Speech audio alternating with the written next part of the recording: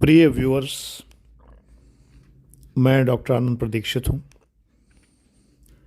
क्या विश्राम और सुख निरपेक्ष हैं? निरपेक्ष का मतलब एब्सोल्यूट, यानी क्या ये किसी पर निर्भर नहीं है? हैं। ये निरपेक्ष नहीं है, ये सापेक्ष है। मैं कानपुर से लखनऊ अपनी कार से जा रहा था। एयर कंडीशन तो होती ही हैं आजकल सभी कारें। अचानक मैंने सुना, फ़ोन की घंटी बजी। फ़ोन पर जो घर से समाचार मिला बड़ा ही सुखदायी समाचार था, आह्लादकारी समाचार था। मेरी एक रिलेशन में एक शादी तय हो गई थी, उनकी बिटिया की,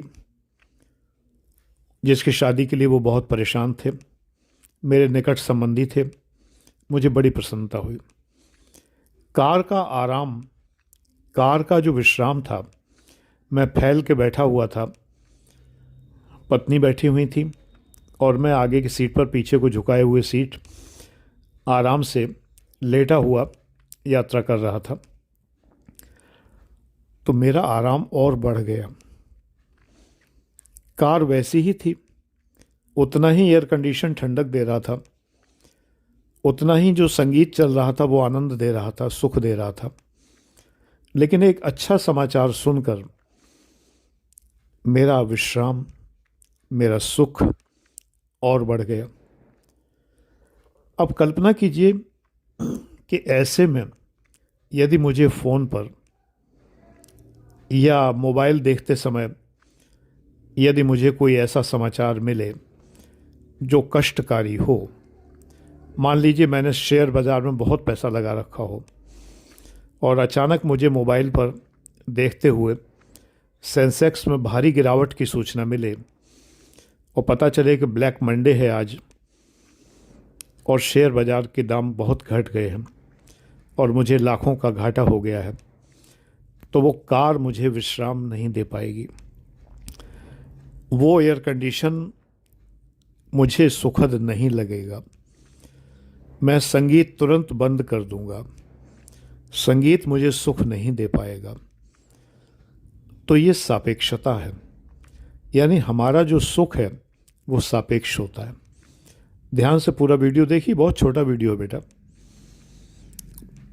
और गुरुजनों को वीडियो पूरे देखा करिए। चाहे कोई भी गुरुजन हो, जिनके भी वीडियो आप देखें, पूरे वीडियो देखें, फिर निष्कर्ष निकालें कि आपको उससे क्या लाभ हुआ। ये ज़रूर निष्कर्ष निकालिए। मैं बताऊंगा आईएएस पीसीएस एस्पिरेंट का मेरे इस वीडियो से क्या संबंध है, वही मैं बताने जा रहा हूँ। तो आप चाहे खान सर के वीडियो देखें, या आप डॉक्टर विकास दिव्यकीर्ति के वीडियो देखें, या आप आचार्य प्रशांत के वीडियो देखें, जितने महान गुरु हैं उनके जब वीडियो देखें तो लास्ट में ये ज़रूर देखें कि आपको क्या मिला, और उसको नोट करके रखिए कि मुझे इस वीडियो से ये मिला। तो आपको बड़ा अच्छा लगेगा और आपको वास्तविक लाभ प्राप्त होगा। हमेशा अंडरलाइन करिए, नोटिंग करिए और उन चीज़ों को बार बार दोहराइए। तो विश्राम सब्जेक्टिव होता है, सुख सब्जेक्टिव होता है। जब आप आईएएस पीसीएस की तैयारी कर रहे हैं तो तैयारी में उतना डूब जाइए कि आपकी लकड़ी की कुर्सी भी आपको आरामदायक लगे। ये सब्जेक्टिविटी है। लकड़ी की एक साधारण कुर्सी, मैंने सदैव तैयारी की है, जब तक मैं ट्रेजरी अफसर नहीं हुआ मैं गद्देदार कुर्सी पर नहीं बैठा। मैंने हमेशा लकड़ी की कुर्सी पर बैठकर, लकड़ी की साधारण मेज़ पर बैठकर ही सारी पढ़ाई की है। एक डेस्क भी होता था मेरे पास, जिस पर मैं चारपाई पर बैठकर, चारपाइयाँ होती थी उस ज़माने में, चारपाई पर बैठकर वो डेस्क अपने पालथी मारकर बैठता था, डेस्क अपनी गोदी में रखता था, उस पर एक लैंप रखता था केरोसिन से चलने वाला, क्योंकि लाइट चली जाती थी रात को। और मेरे पिता गर्मी के दिनों में मेरे ऊपर पंखा झला करते थे, हाथ का पंखा, ताड़ का बना हुआ जो पंखा होता है वो हाथ से झला करते थे, जिससे मुझे गर्मी ना लगे। और ऐसे मैंने तैयारी की है पीसीएस की, जिसमें पहली बार में मेरा सिलेक्शन हुआ, फिर अगली बार लगातार होता गया। तो मुझे वही सुख लगता था। आपको भी जब आप तैयारी में डूब जाएंगे, ये पहचान है बेटा, जब आपको कुर्सी की कमी नम अनुभव हो, जब आपको मौसम की गर्मी अनुभव न हो। 12th फेल में देखा था, चक्की चल रही थी, आटा चक्की, और उसके भयंकर डेसिबेल के शोर में वो लड़का तैयारी कर रहा था, मनोज तैयारी कर रहा था।